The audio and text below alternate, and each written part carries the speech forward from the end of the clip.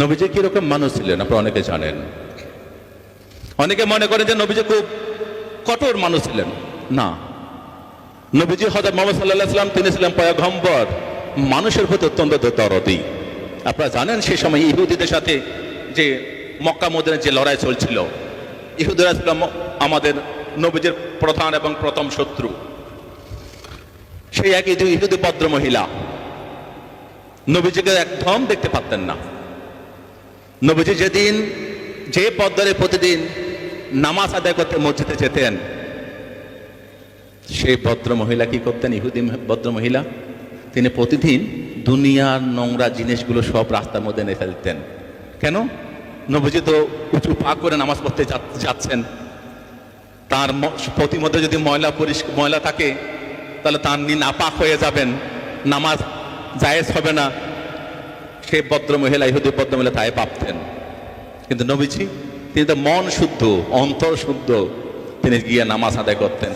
প্রতিদিন তাই হতো, প্রায় চলছিল। একদিন নবীজি যখন যাচ্ছেন, দেখলেন যে সেই জায়গার মধ্যে কোনো ময়লা নেই, রাস্তা পরিষ্কার। নবীজি ভাবলেন কি হলো, এই ভদ্র মহিলা কোথায় গেলেন, যিনি প্রতিদিন আমার নামাজে যাওয়ার পথে ময়লা ফেলতেন, কাদা ফেলতেন, নোংরা ফেলতেন। তিনি খবর নিলেন তিনি কোথায় থাকেন। চলে গেলেন সেই বৃদ্ধা বুড়িমার কাছে, গিয়ে বললেন, দেখলেন যে তিনি বিছানায় শায়িত। নবীজি বলছেন, মা তুমি কি অসুস্থ? বলছে, হ্যাঁ বাবা, তুমি কে? বলছে, আমি সেই হযরত মুহাম্মদ, যিনি প্রতিদিন নামাজ আদায় করতে যাওয়ার সময় তুমি নাপাক করার জন্য ময়লা ফেলতে। আজকে আমি দেখলাম রাস্তার মধ্যে কোনো ময়লা নেই, কোনো কাদা নেই। আমি বুঝতে পারলাম তুমি আর কোনো ক্ষতি হয়েছে, তোমার কোনো অসুবিধা হয়েছে, তাই তোমাকে আমি দেখতে ছুটে আসলাম। আমি আল্লাহর কাছে দোয়া করছি, মা তুমি সুস্থ হয়ে যাও, তুমি ভালো হয়ে যাও। এটাই হচ্ছে নবীজি। নবীজির এই আদর্শটা আমাদের কাছে উদ্দেশ্য, এই নবীজির এই আদর্শটা আমাদের কাছে আদর্শ। এই আদর্শের মধ্য দিয়ে নবীজি ভারত, শুধু মক্কা মদিনা নয়, সারা বিশ্বকে ইসলাম ধর্মের মধ্যে প্রবর্তিত করেছিলেন। সেই নবীজির নামে পরিচিকর মন্তব্য যাকে নিয়ে করলেন, মা আয়েশা। তিনি ছিলেন তৎকালীন সর্বশ্রেষ্ঠ গুণী ভদ্র মহিলা। আপনারা অনেকে জানেন যে আমাদের নবীজির প্রায় 11 জন বিবি ছিল, তার মধ্যে সবচেয়ে কনিষ্ঠ ছিলেন আয়েশা মা। এই আয়েশা ছিলেন সবচেয়ে জ্ঞানী এবং গুরুগম্ভীর ভদ্র মহিলা, যিনি পবিত্র আল কোরআন নবীজির পরে এই ভারত মক্কা মদিনার মধ্যে তিনি আল হাদিসকে তিনি রপ্ত করেছিলেন এবং সেগুলো প্রসার করার দায়িত্ব নিয়েছিলেন সেই মা আয়েশা। তাদের দুজনকে নিয়ে করল মন্তব্য নূপুর শর্মা। একটু গভীর করে ভাবুন, যারা বুদ্ধিমান আছেন একটু গভীরভাবে ভাবুন, কেন এটা হলো? এটা কি নূপুর শর্মা করেছে?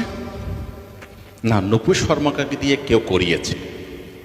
খুব ভাববেন, ভাবনাটা হচ্ছে একটাই, ওরা জানে যে মুসলমানদেরকে যদি কোনোভাবে আঘাত করা হয়, যখন সিএএ হলো আমরা আন্দোলন করলাম, এনআরসি হলো আমরা আন্দোলন করলাম, তার প্রতিবাদে বিভিন্ন সময় যখন বুলডোজার চালালো আমরা তবু শান্তিপ্রিয় আন্দোলন করলাম, তখন তারা দিলটা মারলো একদম নবীজির গায়ে, যাতে পুরো মুসলিম জনতা যেন কেঁপে ওঠে। কেঁপে ওঠে কি করবে? তাদের একটাই লক্ষ্য, হিন্দুদের থেকে মুসলিমদের আলাদা করো, হিন্দু ভাইদের থেকে মুসলিমদের সম্পর্কে একটা বিরূপ প্রতিক্রিয়া সৃষ্টি করা, বিরূপ মনোভাব তৈরি করো, যাতে হিন্দু মুসলিমের মধ্যে একটা বিভাজন রেখা তৈরি হয়। কিন্তু এই বাংলায় দেখাতে পারে, এখানে কোনো বিভাজনের রেখা হতে পারে না।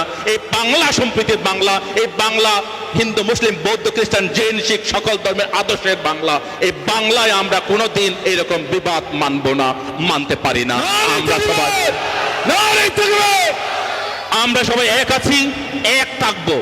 আজকে এই নূপুর শর্মা বলুন, এই সিএএ বলুন, এই এনআরসি বলুন, এইসব আন্দোলন আজকে স্বপ্ন বাদুড়িকে তৈরি করে, এইসব আন্দোলন অরুণজ্যোতি বিক্ষুকে এরকম মুসলিম সমাজে নিয়ে আসে। আমি আসার আগেই আজকে ধর্মতলায় রানী রাসমণি রোডে আমাদের জমিয়ত উলামা হিন্দের প্রায় 2 লক্ষ মানুষের সমাবেশ ছিল, সেখানে আমরা মিটিং করে এখানে আসলাম। তো এই আন্দোলন আপনাদেরকে অবশ্যই করতে হবে, এটা কিন্তু শেষ নয় মুসলিম ভাই বোনেরা, এটা কিন্তু শেষ নয়। এরপর আরো বড় আঘাত আসবে, এরপর আরো বড় আঘাত আমাদের জন্য অপেক্ষা করছে, খেয়াল রাখবেন। কিন্তু কখনো কোনো অবস্থায় যারা নবীজিকে ভালোবাসেন, যারা আল হাদিসকে ভালোবাসেন, যারা আল কোরআনকে ভালোবাসেন, তারা কখনো আইন হাতে তুলে নেবেন না, শান্তিভাবে শান্তিপ্রিয়ভাবে আন্দোলন করবেন। কখনো ভাববেন না যে আপনাদের থেকে যারা গাড়ি করে যাচ্ছে সেই মানুষগুলো আলাদা, তারা ভাববেন সবাই আল্লাহর প্রেরিত পুরুষ, তারা আমাদের ভাই। তাই কোনো গাড়ি ভাঙা, কোনো থানাতে আগুন দেওয়া, কোনো গাড়িতে আগুন দেওয়া, এই কাজ কখনো করতে যাবেন না। আপনারা যারা এখানে আছেন, যারা আজকে এখানে প্রায় কয়েক হাজার মানুষ আছেন, আপনারা প্রত্যেকে এক একজন আল্লাহর মেসেঞ্জার হন, নবীজির মেসেঞ্জার হন, আল হাদিসের মেসেঞ্জার হন, আল কোরআনের মেসেঞ্জার হন। আমাদের একটাই লক্ষ্য, আমাদের নবীজির বিরুদ্ধে যে আন্দোলন, যে কুরুচিকর মন্তব্য হয়েছে, আমরা তার অবশ্যই প্রতিবাদ করব, তাকে আমরা ধিক্কার জানাবো, তাতে আমরা বিক্ষোভ করব। যতক্ষণ নূপুর শর্মা এবং নবীন জিন্দাল গ্রেপ্তার না হবে, ততক্ষণ আমাদের আন্দোলন শান্তিপ্রিয়ভাবে সারা বাংলা নয়, সারা ভারতবর্ষে নয়, সারা বিশ্বের মধ্যে চলছে, এই আন্দোলন চলবে। কিন্তু ভাইয়েরা, সবসময় মাথা রাখবেন যে আমরা কখনো অশান্ত হব না, আমরা কখনো ভাঙচুরের রাস্তায় যাব না। সেই দিন যখন আসবে তখন ডাক আসবে, যেদিন জিহাদ ঘোষণা হবে সেদিন নামবেন, এখন নয়, এখন সময় নয়। আমাদেরকে মাথায় রাখবেন যে আমাদের হিন্দু মুসলিমদের মধ্যে আলাদা বিভাজন রেখা তৈরি করে 2024 ইলেকশন জেতার পায়তারা করছে এই সরকার। 2024 ইলেকশন যখন সামনে আসছে, তখন এইরকম কাণ্ডগুলো ঘটায়। আপনারা খেয়াল করবেন, প্রতিবার ইলেকশন আগে এরকম কাণ্ড ঘটাবে, হিন্দু মুসলিম আলাদা করে হিন্দু ভোটগুলোকে এককাট্টা করার চেষ্টা করবে। তাই আপনারা সবসময় চেষ্টা করবেন। নবীজি কি করতেন? আপনাদের আজকে নবীজির জন্য আমরা গলা ফাটাচ্ছি, সেই নবীজি কিরকম মানুষ ছিলেন, তিনি কি করতেন? তার রাস্তায় যখন কাঁটা ফেলা হতো, তিনি কাঁটা বিশেষ সরিয়ে দিতেন। তিনি কারো রাস্তায় কোনোদিন কাঁটা হয়ে দাঁড়াননি। তিনি কি বলেছেন? তিনি বলেছেন যে তোমার প্রতিবেশী, তিনি ইহুদি হতে পারে, তিনি কুরাইশ হতে পারে, তিনি নন মুসলিম হতে পারে, কিন্তু তোমার প্রতিবেশী যদি না খেয়ে ঘুমিয়ে থাকে, তুমি যদি খাও, সেটা তোমার জায়েজ হবে না। কত বড় কথা যে তুমি তোমার প্রতিবেশীকে ভালোবাসো, তোমার প্রতিবেশীর প্রতি তুমি সম্মান করো। এই রকম কথাগুলো নবীজির মুখ থেকে বেরিয়েছিল। আপনারা জানেন, একদিন এক ইহুদির লাশ নিয়ে যাওয়া হচ্ছিল। হযরত মুহাম্মদ সাল্লাল্লাহু আলাইহি সাল্লাম তিনি দেখতে পেলেন যে একটা লাশ যাচ্ছে। নবীজি সরে দাঁড়ালেন, তাকে তার জন্য আল্লাহর কাছে দোয়া করলেন। তখন তার যারা সখী ছিল, যারা সহচর ছিল, তারা বলছেন, নবীজি, হযরত মুহাম্মদ আপনি এটা কি করছেন? এ তো বিধর্মী, লাশ, আপনি বিধর্মীর জন্য এটা কেন করছেন? তখন নবীজি বলেছিলেন যে এও একজন মানুষ, মানুষ হিসেবে তার মঙ্গল কামনা করা, দোয়া করা আমার কর্তব্য। আমি সেই দোয়া করছি। তিনি হতে পারে ইহুদি, তিনি হতে পারে নন মুসলিম। তো সেই রকম আমাদের নবীজির প্রতি যদি অসম্মান করা হয়, কুরুচিকর মন্তব্য করা হয়, তাহলে আমরা কখনো চুপ থাকতে পারি না। এটাই মাথা রাখবেন। এই বাংলায় আমরা হিন্দু মুসলিম বৌদ্ধ খ্রিস্টান জৈন শিখ আমরা একতাবদ্ধ হয়ে আছি, একতাবদ্ধ হয়ে থাকবো। আমরা এই যে আপনার গত বছর এবং এই বছর পরপর 3 বছর আমরা আমার টালিগঞ্জ বুদ্ধ মন্দিরে রমজান মাসের আমি রোজার ব্যবস্থা করেছি। এই বছর 2 বার করেছি রোজা, অর্থাৎ ইফতার যারা করেছে, রোজা যারা রেখেছে তাদের ইফতার খাইয়েছি আমি। আমিও নিজেও অর্থাৎ আমাদের এই ইফতারের বিভিন্ন জায়গায় সামিল হয়েছি। আপনারা দেখতে পাবেন এই বাংলায় যে সম্প্রীতি রয়েছে, এটা কিন্তু সারা ভারতবর্ষে কোথাও পাবেন না, তেমন নেই। বাংলায় একটাই মুখ আছে। আপনারা যে পার্টি করুন, কেউ আইএসএফ করতে পারেন, কেউ সিপিএম করতে পারেন, কেউ কংগ্রেস করতে পারেন, কেউ বা তৃণমূল নাও করতে পারেন, কিন্তু বাংলার যে নেত্রী একটা রয়েছেন, ভাগিনী একটা রয়েছেন, সেটা হচ্ছে মমতা ব্যানার্জি, যিনি নিজের অন্তর থেকে লড়াই করে বাংলাকে যেমন জয় করেছেন, ভারতবর্ষকে জয় করার জন্য কাজ করছেন। এবং এই বাংলায় শান্তি সম্প্রীতি, হিন্দু মুসলিম যেন ভাগাভাগি না হয়, তার জন্য কাজ করে যাচ্ছেন। অন্তত তার প্রতি দায়িত্বপ্রায়ণ হয়ে আপনারা কখনো ভাঙচুরের রাস্তায় যাবেন না, কখনো আপনারা কারো ক্ষতি করার চেষ্টা করবেন না। নবীজিকে ভালোবাসি, নবীজির আদর্শের মানুষ যারা আমরা, আমাদেরকে সবাইকে নিয়ে একত্র হয়ে, একতাবদ্ধ হয়ে আমাদেরকে কাজ করতে হবে। তাহলে দেখবেন আল্লাহ তাআলা আমাদের সকলকে দোয়া করবেন। আমাদের যে আবদার, আমাদের যে আবেদন, আমাদের যে প্রার্থনা, সেটা আল্লাহ তাআলা ইনশাআল্লাহ কায়েম করে দেবেন।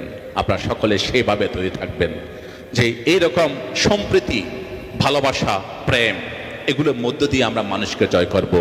ভগবান গৌতম বুদ্ধ তাই বলেছিলেন, আক্ষুদে না চিনে কোথাং অসাধুং সাধুনা চিনে জিনে কাদারিয়াং দানে না সাচ্ছে না আলিকা বাদে না।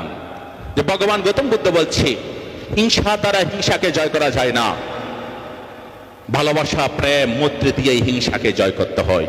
আসুন নূপুর শর্মা এবং নবীন জিন্দালকে তাদের এই গুরুতর অপকর্মের জন্য আমরা আল্লাহর কাছে দোয়া করব, ভগবান গৌতম বুদ্ধের কাছে প্রার্থনা করব, আমরা শ্রী শ্রী রামকৃষ্ণ দেবের কাছে আমরা উপাসনা করব, যাতে এই বাংলা তথা এই ভারতবর্ষে এবং বিশ্বের মধ্যেই কোনো ধর্মগুরু যেন অসম্মান অপমান না হয়। আজকে দেখতে পাচ্ছেন আমেরিকা পর্যন্ত গতকাল ভারত সরকারকে সতর্ক করেছেন যে ধর্ম নিরপেক্ষতা নষ্ট হচ্ছে। হযরত মুহাম্মদ সাল্লাল্লাহু আলাইহি ওয়াসাল্লামকে নিয়ে যে বক্তব্য পেশ করা হয়েছে সেটা আমেরিকা থেকেও প্রতিবাদ জানানো হয়েছে, চীন থেকেও প্রতিবাদ জানানো হয়েছে। প্রায় 68টি দেশ প্রতিবাদ জানিয়েছেন, শুধু আরব কান্ট্রি নয়।